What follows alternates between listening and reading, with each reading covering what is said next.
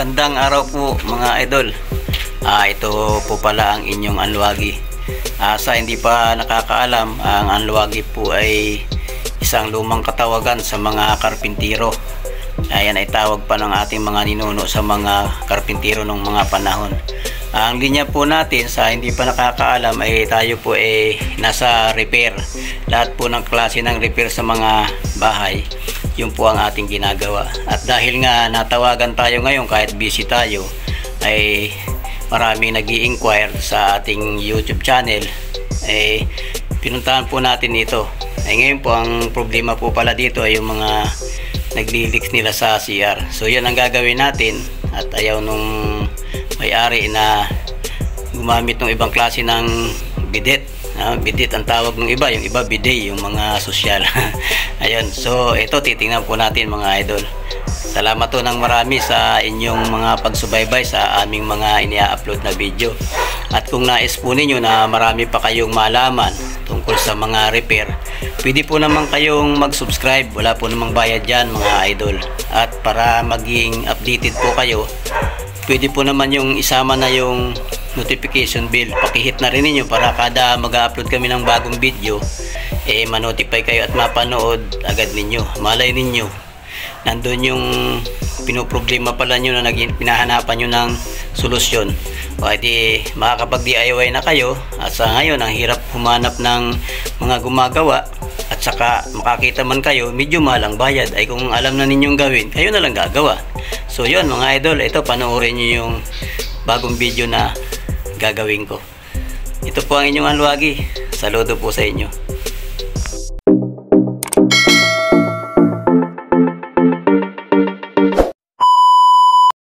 Ito mga idol, yung isa sa ipinapacheck sa atin.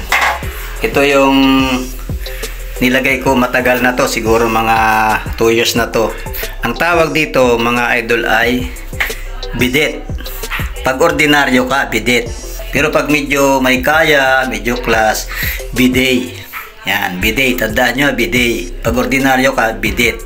So ito, pag inikot mo to papunta doon, yan, bababa lang yung tubig. Pero pag dito mo inikot sa kabila, hindi pwede iikot ngayon kasi tatama sa mukha ko yan. Pag ganyan yung tubig niyan mga idol, papunta talaga dun sa ano. Alam mo na yun. So itong leak na to ang nirereklamo nila yan. Kita nyo pumapatak-patak. Baka sakaling o-ring lang yan, may dala na tayo.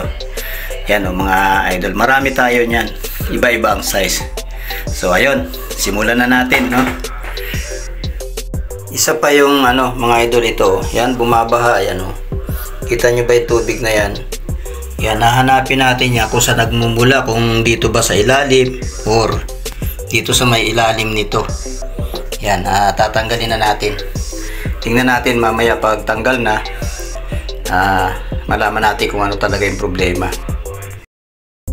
So ayan mga idol, natanggal na natin siya. Ito mismo yung ano, yung bidet. So tanggalin muna natin yung ano dito sa ilalim, yung connection niya. Ayan. Ito. Uupirahan natin to ngayon, titingnan natin kung ano yung naging problema. Dito kasi yun, ito yung tumutulo eh. Ayan, baka yung o-ring dyan. Kasi may o-ring din yan dito eh. So pakita ko sa inyo kung paano yung pag-repair. Kaysa sa bibili tayo ng bago, repair lang. Ganyan talaga pag tayo ay nasa repair service. Gagawa natin ng paraan na wag munang makabili yung may-ari. Pag talagang wala na, saka na natin sabihin na bibili na sila. Okay. Tinanggal ko na yung knob, tapos bubuksan natin sa likod. Yan, may tornilyo siya dito eh. Ayan, bubuksan natin. Titingnan natin kung ano yung problema dito, bakit naglilik. Ayun, buksan muna natin mga idol. Ayan, medyo marumi na rin yung ano niya dito, linya. So dalawa pala yung hose niya sa loob. Actually mga idol, ngayon lang ako nakapagbukas ng ganito. So ginagawa ko to para kung sakaling may ma-encounter kayong ganito, alam na ninyo kung paano yung inyong gagawin. So buksan ko muna uli. Meron pala siyang rubber sa ilalim, oh. Tapos yung dalawang ano niya, ito. Ewan ko bakit meron siyang spring sa loob, oh. Ayan, oh. Tinanggal natin, medyo marumi na dito, kailangan linisin. Siguro dito sa lugar na to may filter pa siguro yan. Yan, bubuksan pa yan natin mamaya. Titingnan natin kung ano ang nandyan sa loob niyan. Ngayon lang talaga ako nakapagbukas nito. Actually mga idol, pwede naman tayong bumili na lang ng bago para palitan natin to. Kaya lang, in case na wala nang mabilit, gustong paganahin pa, igawin natin para hanggang gumagana. So may magagamit sila. So kung sakali ito, yung mga o-ring lang na may mga o-ring siya mga idol, oh, sa loob. Ayan, oh, may spring pa siya, oh. Tapos ayan yung butas, oh. Ayan, oh. Diyan lumalabas yung tubig. Ay mayroon ako nakitang kulay green do sa loob, oh, may bara. Kailangan sundutin niya ng maliit na alambre. Ayan, oh. Yung makikita niyo yung mga parang kulay blue na yun, bara yan, parang pinagkatingan ng ano, ng PVC pipe nag-repair. Tapos ito may o-ring pa. Kung sakaling may problema sa o-ring na to, walang problema yan dahil marami tayo dito. Makakapamili tayo dito kung alin dyan yung kakasya. So tuloy natin mga idol, at bubuksan ko pa rin ito mamaya, no, para malaman natin kung ano ang laman nito. Okay. Medyo marami na, parang madulas kasi dyan, nilinis na lang natin yan. Tapos yung isa, yung pinaka nozzle, ito yung nozzle, medyo may problema na nga yung kanyang o-ring. Pero dahil nga marami tayong o-ring, na ihanap natin ito siya, oh. Ito papalitan natin siya dyan. Kaya importante mayroon kayong mga ganito mga idol para sa ganitong repair. Kasi kung wala na kayong mabibili ng ganito at gusto na may-ari mapagana pa din, ay di very good kayo pag napagana pa ninyo, dahil minsan yung mga may-ari gusto nila mapapagana pa yung mga luma. So ito, meron tayong o-ring. Tapos ito mga idol, nabuksan ko na.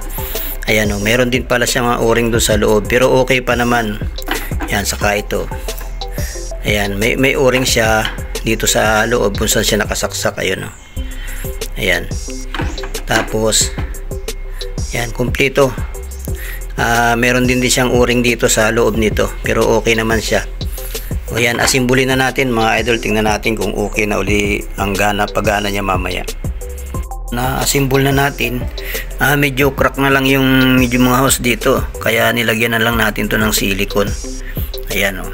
At titingnan natin kung uobra pa. Ngayon kung sakaling hindi na gumana, humanap na lang ulit tayo ng ganyan. Nalinis na natin yung nakapagpalit na tayo ng o-ring.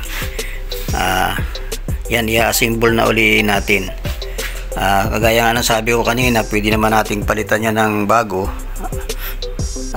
Atin lang, dahil tayo nga ay service ang ginagawa natin, repair, na gawa na natin lahat yung nalinis na natin yung mga dapat linisin. Ito lang talaga hindi na matanggal. So nakapagpalit na tayo ng mga o-ring, lahat nalagyan na natin lahat. Ngayon i-assemble na natin, titingnan natin kung gagana pa uli kagaya ng dati. So ang totoo niyan, pwede naman tayong bumili ng bago, kaya lang talagang ganito tayo ang linya natin kasi repair, kaya pwede pa nating paganahin natin. Ngayon kung hindi na, saka natin sabi sa may-ari na papalitan na talaga, kasi ang gusto talaga nila i-repair lang muna. Ayan, ibalik na natin para masubok na. Dahan-dahan lang, baka matanggal pa yung hose sa ilalim. Balik na naman uli. Itong malalaki ay para dito sa may selector nya. Yan, 4 yan. Tapos ito naman yung maliliit, 5 yan dito. Yan, 1, 2, 3, 4, 5. So ayun, assemble natin para malaman natin kung talagang gagana pa. Pag wala na, papabili na tayo ng bago. Ang gusto kasi nila, repair muna. Sige, kaya di pagbigyan natin sila. Ayun ang gusto kasi nila eh. Ayan na, buo na mga idol. Tara, kabit na uli natin. Ikabit na natin. Ayan, testing natin. Ito yung para lang dyan sa pababa lang ganyan. Kung walang tubig yun, kailangan mabasa yan, ito lang. Ayan. Tapos itong kabila, ito, yun yung talagang spray yan, diretso na mismo yan dun sa alam mo na yun. Ayan, Ayan. Ay, Yan pag nilakasan na ang layo, doon nakakatawid sa kabila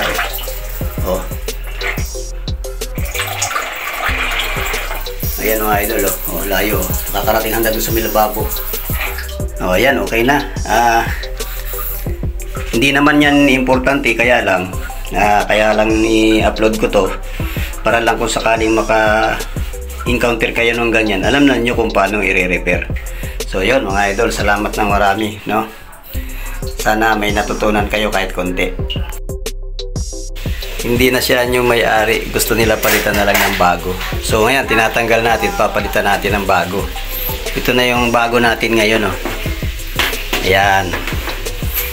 Ito na yung hitsura na naman. Yan ang install natin bago ngayon. Malaking kaibahan kaysa dito.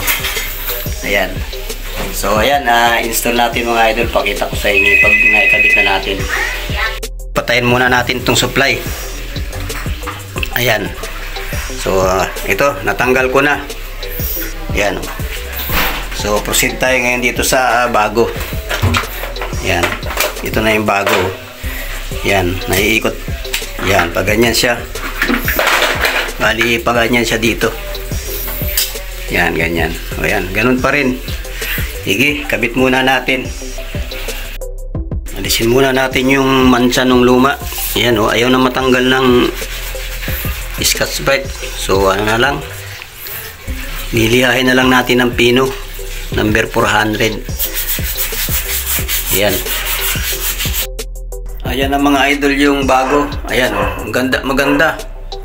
Ayan, simpleng-simple ang pagkakabit I-adapt mo lang siya dun sa angle valve. Ayan na, dito na. Tapos ito yung papunta dun sa inidoro.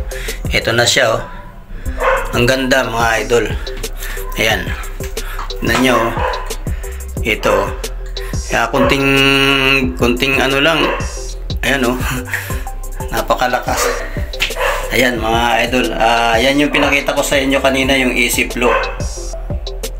Hindi naman mahirap ikabit kasi yan may instruction naman.